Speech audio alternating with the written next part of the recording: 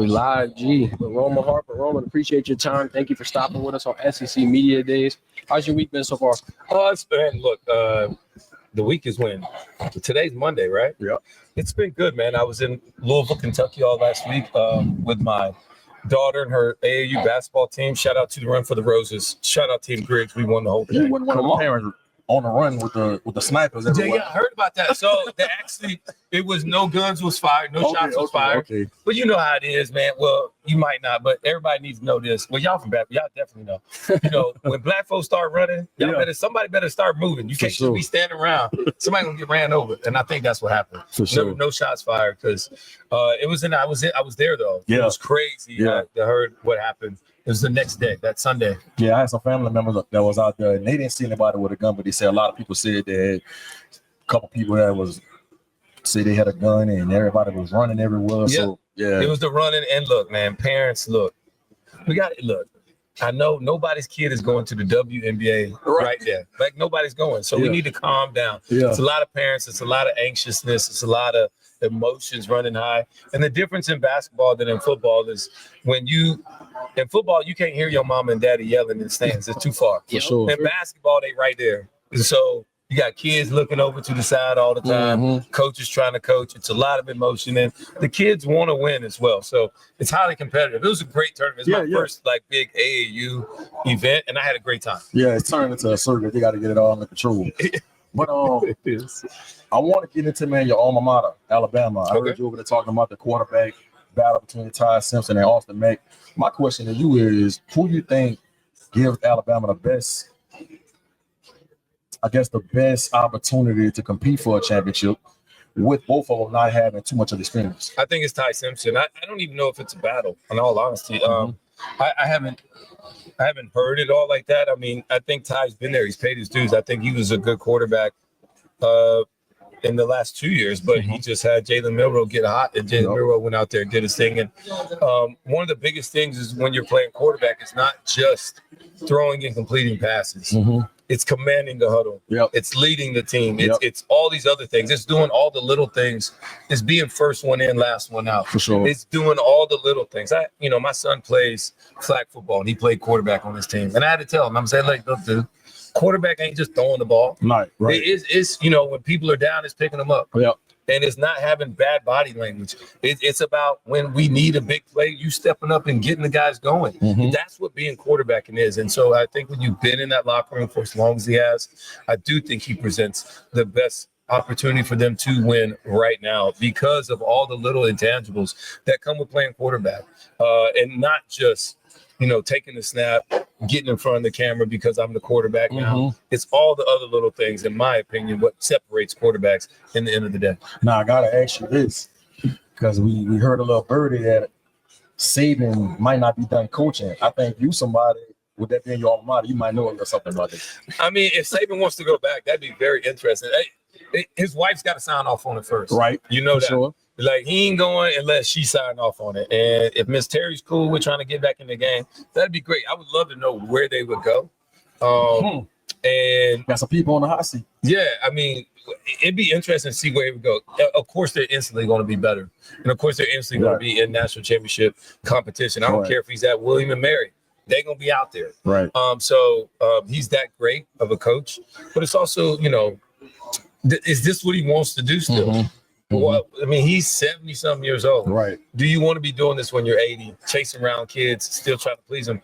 Or is he just going to be coaching some, just kind of come around the circuits and getting back on the grass? Because I do know this. I did Saints training camp last year, and there is no better feeling than getting back on the grass. Right. You ain't been on the grass. The competition, the pads, the talking, the vibe. There is nothing like it. And so I scratched that itch for myself by just getting back on the grass a little bit. But I don't want to coach full time, even though I know I probably could, but it's an itch that can only be scratched by getting back on the grass. Right. We were talking before you sat down about really how wide open the SEC is. Yeah. Right? Who would you rank, top 3 in this conference? Yeah, so I got Texas, Alabama, Georgia, LSU is my top 4. Okay. And so it's tiers to this. Look, if LSU wins the first game, LSU's a playoff team. but you got to secure that first one. Look, Sean Payton would always say this to us.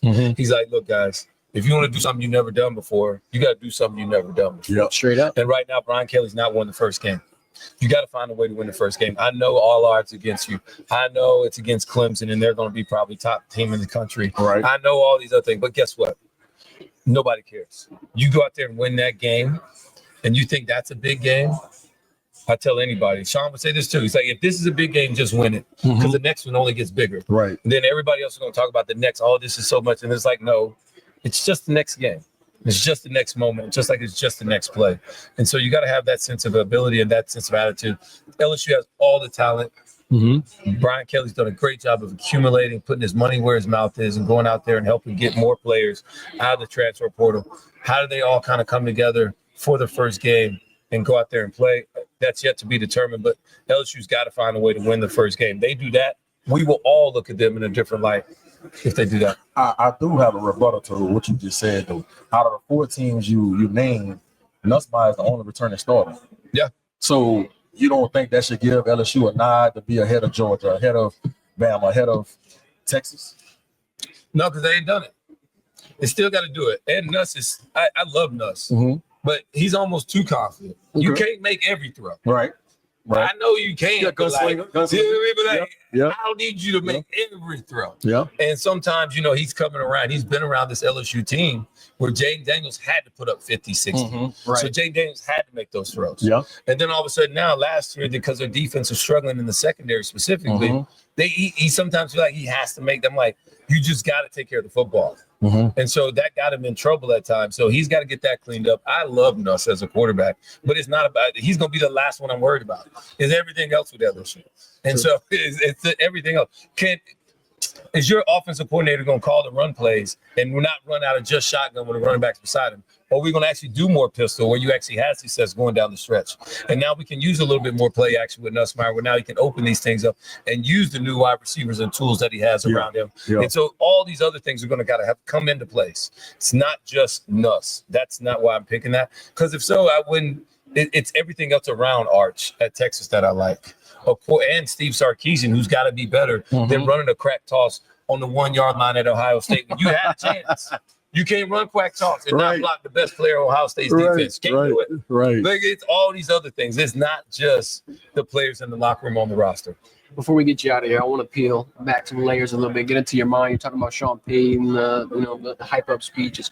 Bring me into the locker room before the Super Bowl. Like, how do you lock in before a moment like that? Well, it's so big. Honestly, I was so tired of hearing about Peyton Manning for the last week and a half, 2 weeks, how the things they were doing offensively. I was just ready to play the damn game. Like, I'm just ready to play. Then I go see my parents in the hotel because I always go see them before the game. My dad's pacing back and forth. He's nervous. I'm like, dude, I got to get out of here. Yeah. Like, you guys, I'm just making me nervous. Yeah. I'm just trying to go. Jesus Christ. Like, I'm just ready to go play this game because it's 2 weeks. And so I just knew that we were ready. We had been the same team and we had already been to Miami. And we told ourselves we were going to come back. And so we didn't come down there for nothing. And you just played. I remember all the flashing lights from the opening kickoff because you feel your body temperature warm up because it's like all that. And then after that, man, you start to settle into a game. And then you just play. We make some mistakes. They're a great team. We're a great team. And we just got to battle. And then all of a sudden, we made the plays that helped determine and win our game. When our season, we never backed down because we had been down there. We'd been down to Washington and thought we were supposed to lose that game and won it. We'd been down in Miami, 20-some points in the first half, came all the way back and blew them out by 20. The Washington game. Yeah, the Washington game. We'd been down to Minnesota. They're about to go down and kick a field to go. We get an interception in the last second. So, we never wavered in our conviction and ability to win the game because we did it. Nobody saw that. And when you win 7, 8, 9, 13 games in a row, you got to be lucky. And we believed that it was always just going to be us. And so when Sean comes in at halftime and says he's running ambush, we're like, bro, run it. Way confident. Man, all right, man, run it. We've been practicing it all year. We ain't done it yet. So, what are we taking it home for? Let's get it. And it was meant to go to me, but it didn't happen. Chris Reese was there. I fall on him. It was just crazy. And so when you're playing, you don't have time to be nervous. You don't have time to worry about all these other outside factors because I'm just worried about the next play. And so that was our mentality, and it worked. And there's no better feeling than going at the end of the year and your head coach not giving that end of the year speech where we got to improve on this and we got to change that. It's like, we did it, and you got to meet here for the Super Bowl parade, and I probably partied about 40-something days straight. So it was great. Last question, yes or no? Are you in favor of the 16-team playoff, or do you want to keep it the same at 12?